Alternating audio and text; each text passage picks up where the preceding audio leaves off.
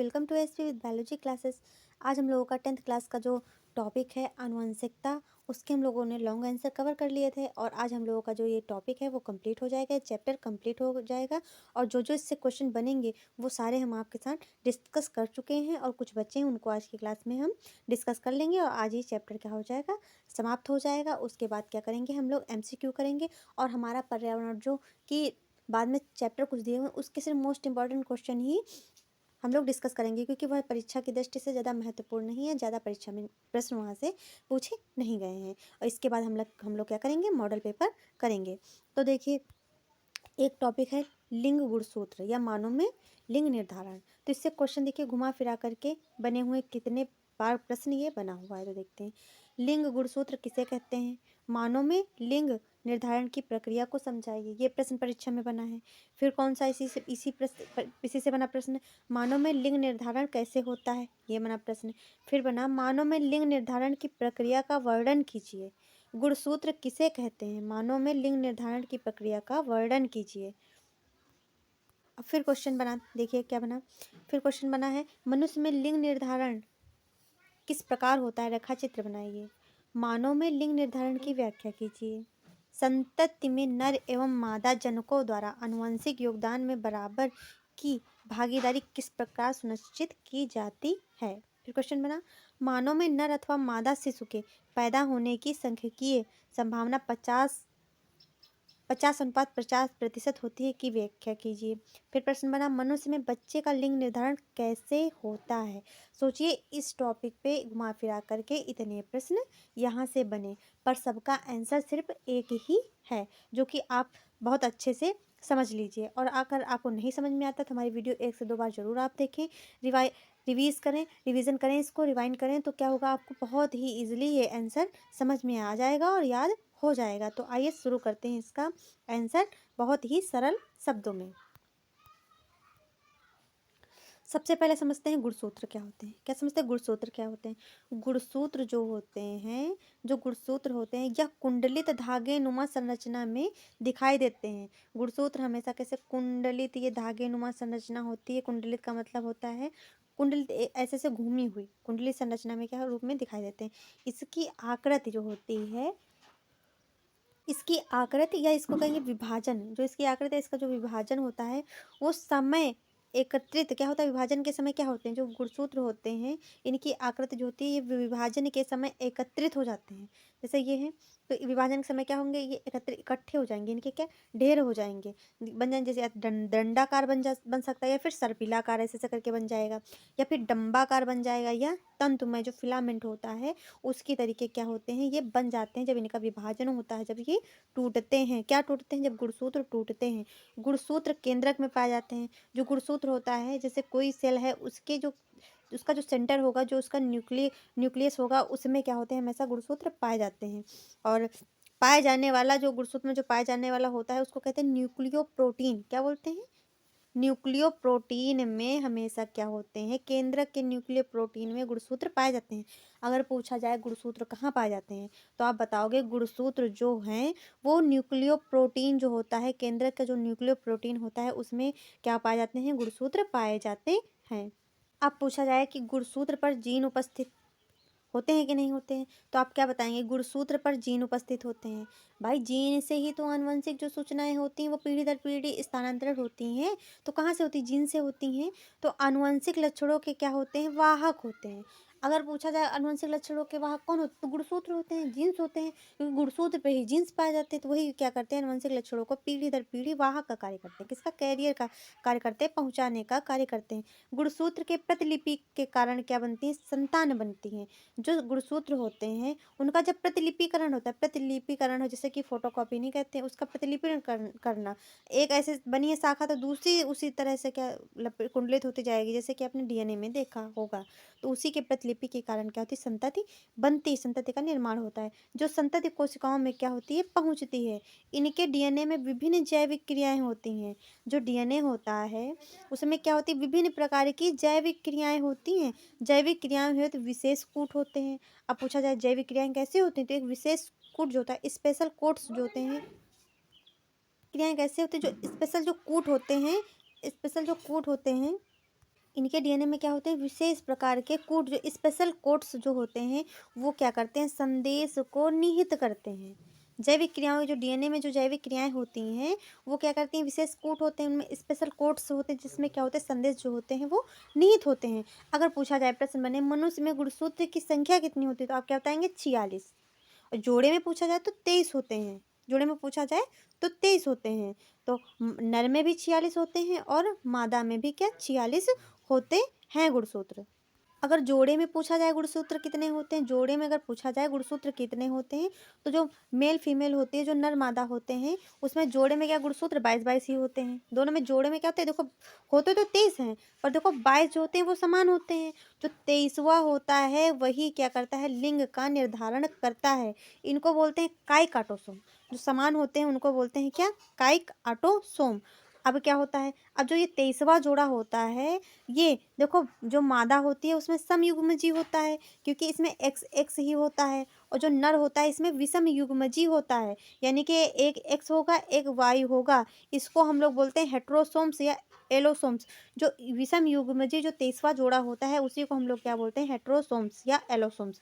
अगर पूछा जाए, प्रश्न आए कि जोड़े में कितने होते हैं, तो 23 होते हैं। कितने होते हैं, 23 होते हैं। और 22 क्या होते हैं, समान होते हैं। और 23वां क्या होता है, भिन्न होता है दोनों में। 23वां देखो नर में होगा एक्स वाई, जिसको कहेंगे विषम युग्मजी, इसको हेट्रोसोम्स भी कहते हैं। विषम युग्मजी को हेट्रोसोम्स कहते हैं। मादा में होते हैं, दोनों समान होते हैं, इसको कहते हैं समयुग्मजी। और जो लिंग निर्धारण का कार्य करता है वो हमेशा नर का, जो एक्स वाई होता है, जो 23वां गुणसूत्र होता है, वही क्या करता है, लिंग निर्धारण का कार्य करता है। अब हम लोग पढ़ेंगे मनुष्य में लिंग निर्धारण कैसे होता है। अब देखो मनुष्य में लिंग निर्धारण जो है, देखो जब युग्मनज जो होते हैं, जो जाइगोट होते हैं, उसमें क्या होता है, अर्धसूत्री। कैसा विभाजन होगा, अर्धसूत्री विभाजन होगा। जब अर्धसूत्री विभाजन होगा तो इसमें हम लोग गर्ल्स और बॉयज दोनों का देखेंगे, ठीक। जब होगा तो देखो जो युग्मक होते हैं, अगुणित जो जाइगोट बनेगा, ये देखो क्या बने, अंड एग बने। एग कैसे, 22+X यहाँ पे बना, तो ये कैसे क्या बना, ये एग बना, यानी कि ये क्या है, फीमेल है। यहाँ पे जो स्पर्म आया, इसमें युग्म क्या होंगे, अगुणित होंगे, हैप्लॉइड इसमें भी होंगे। तो इसमें क्या बनेगा, देखो इसमें दो बार दो बनेंगे, इसमें सिर्फ एक्स एक्स ही बनेगा, क्योंकि इसमें दोनों भिन्न है। तो देखो एक के साथ जब जोड़ा बनाएगा 22+X बनाएगा, फिर 22+Y बनाएगा, तब यहाँ जाकर के क्या बनेगा, XY, यानी कि मेल बनेगा। अब जब दोनों का ये क्रॉस होगा तो देखो एक एक्स यहाँ से आएगा, एक एक्स यहाँ से आएगा, तब क्या बनेगी, लड़की बनेगी। फिर एक एक्स यहाँ से आएगा, एक वाई यहाँ से आएगा, तो क्या बनेगा, लड़का बनेगा। तो ये होगा क्या, मनुष्य में निषेचन, मनुष्य में क्या हो गया, लिंग निर्धारण हो गया। अब हमने इसे जोड़े में देखा, उसके पहले अब हम यहाँ पे देखेंगे गुणसूत्र में। देखिए जो 44 होते हैं, जोड़े में एक भिन्न होगा, तो यहाँ पे क्या होगा, जब एक जोड़ा निकाल दिया गया, अगर उसमें दो हम लोग जोड़ेंगे, क्योंकि जोड़े में दो होते हैं, तो यहाँ पे कितने में 46 हो जाएंगे। तो यहाँ पे हमने 44+X कर लिया, तो यहाँ पे क्या हो गया, फीमेल हो गया, यहाँ पे क्या हो गया, मेल हो गया। अब इसमें लिंग निर्धारण देखिए, जो लड़का होता है, जो मेल होता है, वो क्या करते हैं, लिंग निर्धारण निषेचन के समय क्या, नर या मादा का लिंग निर्धारण करने का कार्य किसका होता है, तो नर का होता है। तो इसमें पुरुष कोशिका ले ली गई, पुरुष कोशिका ले लेगी, इधर क्या, स्त्री कोशिका ले लेगी। यहाँ पे एक्स वाई पुरुष सेल हो गई, और एक्स एस क्या हो गई, मादा सेल हो गई। मेल फीमेल ले लिया गया। फिर क्या हुआ, देखिए इसमें से एक एक्स आया, क्या एक एक्स इधर आया और एक वाई इधर आया। और एक्स को हम लोग ऐसे, इसको इसको एगो को हम लोग क्या करेंगे, इसे लंबे चिन्ह से प्रदर्शित करेंगे, और जो स्पर्म होगा उसको हम लोग गोल से प्रदर्शित करेंगे। जब यहाँ पे इसको भी क्या कर दिया, हैप्लॉइड कर दिया, मतलब ये अगुणित विभाजन कर दिया, दोनों को क्या कर दिया, अलग अलग कर दिया। जब देखो ये इससे मिलेगा एक्स, देखिए एक एक्स यहाँ आया और एक एक्स यहाँ आया, तो क्या लड़की बनी, गर्ल बनी। फिर उसके बाद एक एक्स, देखो एक एक्स यहाँ आया और एक एक्स इसका यहाँ आया, फिर क्या बनी, लड़की बनी। फिर एक यहाँ से वाई ली और यहाँ से एक एक्स लिया, लड़का बना। फिर इसी तरह यहाँ से एक्स लिया और यहाँ से क्या, वाई ली, फिर यहाँ पे क्या बना, देखो यहाँ से वाई ली और यहाँ से क्या किया, एक्स लिया, फिर क्या यहाँ पर बना, लड़का बना। ठीक, तो ये हो गया क्या, मानव में लिंग निर्धारण हो गया।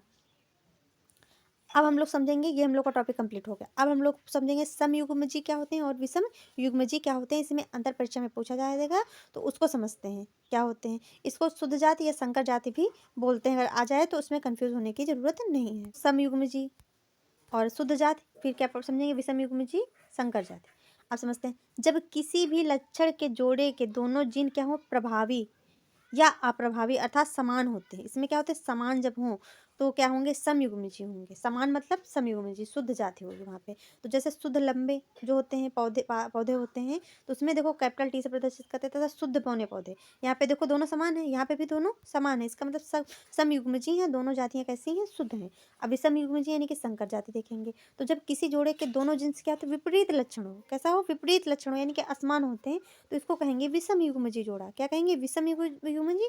और इसको कहेंगे संकर जाति, यानी कि असमान है, इसी वजह से कहेंगे संकर जाति। जैसे ये प्रभावी होते हैं संकर, लंबे पादप जैसे टी। अब ये प्रभावी कैसे होते हैं, जैसे कैपिटल टी स्मॉल टी है, तो प्रभावी यहाँ पे ये कैपिटल टी होगा, पादप जो होगा वो लंबा ही होगा, तो इसको कहेंगे विषमयुग्मजी या फिर संकर जाति कहेंगे।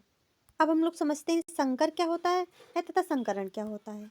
तो देखिए मेल और जो फीमेल होते हैं उसमें तुलनात्मक जब लक्षण होते हैं, जो तुलनात्मक लक्षण होते हैं, इन दोनों लक्षण वाले मेल और फीमेल के बीच में जब निषेचन कराया जाता है, तो यह प्रक्रिया क्या कहलाती है, संकरण कहलाती है। या प्रक्रिया क्या कहलाती है, संकरण कहलाती है। मतलब जो मादा और नर है उनमें दोनों के तुलनात्मक लक्षण वाले नर और मादा का क्या कराया जाता है, आपस में निषेचन कराया जाता है।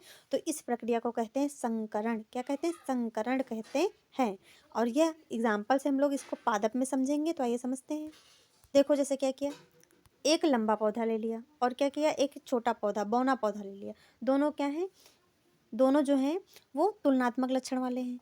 इनके बीच में जब क्रॉस कराया गया, क्या कराया गया, क्रॉस कराया गया, तो यहाँ पे संकर जाति प्राप्त हुई। कैसी, दोनों लंबे पौधे प्राप्त हुए। क्या कैसी जाति प्राप्त हुई, संकर प्राप्त हुई, क्योंकि यहाँ दोनों क्या है, प्रभावी हैं, इसी वजह से ये संकर है, इसी वजह से क्या है, ये विषम युग्मजी है। जस्ट पहले आपको समझाया।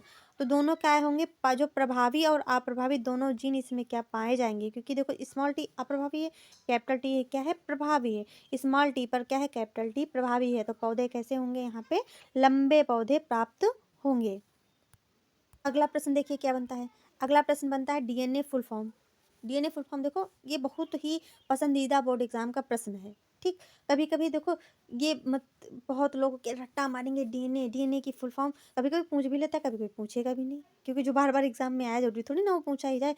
पर हाँ, ये जो है हर परीक्षा की दृष्टि से क्या है, इंपॉर्टेंट है। मतलब ये जनरल नॉलेज है कि हमको डीएनए का फुल फॉर्म याद ही होना चाहिए।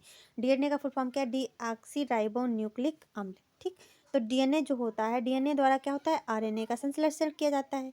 पूछा जाए डीएनए द्वारा किसका संश्लेषण करते हैं, तो डीएनए द्वारा आरएनए का संश्लेषण करते हैं। और आरएनए जो होता है प्रोटीन का संश्लेषण करता है, जो कि क्या करते हैं, प्रोटीन संश्लेषण के लिए आवश्यक होते हैं। आरएनए क्या होते हैं, प्रोटीन संश्लेषण के लिए आवश्यक होते हैं, इस वजह से डीएनए क्या करते हैं, आरएनए का संश्लेषण करते हैं। इस प्रक्रिया को अनुलेखन या ट्रांसक्रिप्शन भी कहते हैं। क्या कहते हैं, ट्रांसक्रिप्शन भी कहते हैं। अगर आपसे देखो डीएनए की फुल फॉर्म पूछी जाए तो आप बताएंगे डीऑक्सीराइबो न्यूक्लिक अम्ल। ठीक, अगर आप पूछा जाए डीएनए प्रोटीन संश्लेषण के बारे में बताइए, डीएनए का प्रोटीन संश्लेषण कैसे होता है, तब भी आप यही लिखेंगे। अगर आपसे पूछ लिया जाए कि अनुलेखन क्या होता है, तब भी आप यही लिखेंगे। तो इसमें क्या आपके 3 क्वेश्चन बन रहे हैं इस शॉर्ट से, तो ये बहुत ज़रूरी है और याद रखिए। और हाँ, डीएनए अगर प्रश्न पूछा जा रहा है तो सबसे पहले क्या, डीएनए का फुल फॉर्म लिखिए। इससे क्या होगा, एग्जामिनर के ऊपर आपका इंप्रेशन जो है वो अच्छा पड़ता है। और डीएनए का फुल फॉर्म लिख करके उसको ब्लैक पेन से हमेशा हाईलाइट कर दीजिए। जो आपको एग्जैक्ट याद है उसको हाईलाइट करके ही एग्जाम में लिखें। इससे क्या होता है, इंप्रेशन अच्छा। कभी गलत शब्दों को, जैसे कुछ आपसे बाई मिस्टेक हो गया, कुछ नहीं याद है, कुछ डाउट में याद है, तो उसको कभी हाईलाइट मत करना।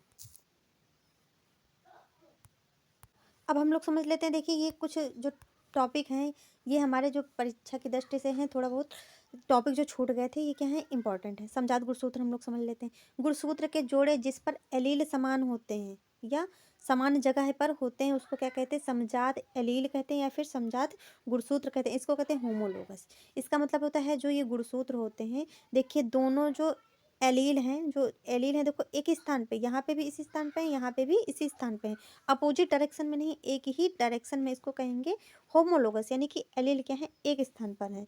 इसको कहेंगे समयुग्मजी गुणसूत्र, क्योंकि समान स्टेज, देखो समान जगह पे दोनों जगह पे स्थित हैं। अब हम लोग समझते हैं विषमयुग्मजी गुणसूत्र क्या होते हैं। देखो विषमयुग्मजी समझते हैं। विषमयुग्मजी गुणसूत्र जो होते हैं, विषमयुग्मजी गुणसूत्र जो होते हैं, वे गुणसूत्र के जोड़े जिन पर एलील, जो जीन, जीन को ही एलील कहते हैं, कंफ्यूज ना होना, जीन को ही क्या कहते हैं, एलील कहते हैं, अलग अलग स्थान पर उपस्थित होते हैं, उनको क्या कहते हैं, विषमयुग्मजी गुणसूत्र या फिर हेटेरोलोगोस क्रोमोसोम कहते हैं। अब विषमयुग्मजी कैसे हैं, जैसे कि देखो ये गुणसूत्र है, क्या है आपका, ये गुणसूत्र है। ठीक, ये गुणसूत्र है, इसमें एक एलील यानी कि एक जीन यहाँ पे स्थित है, एक जीन यहाँ पे स्थित है। तो ये विपरीत हो गए ना, ये विपरीत हो गए ना, अलग-अलग स्थान इनका हो गया। तो ये क्या हो गए? हेटेरोलोगस हो गए। क्या हो गए? हेटेरोलोगस हो गए। इतना आपको बिल्कुल बहुत अच्छे से क्लियर हुआ कि नहीं? अगर आपको हमारी क्लास अच्छी लगी तो हमारे चैनल को लाइक एंड सब्सक्राइब करें, ज़्यादा से ज़्यादा शेयर करें। अब हम लोग मिलेंगे यूपी बोर्ड के जो 10th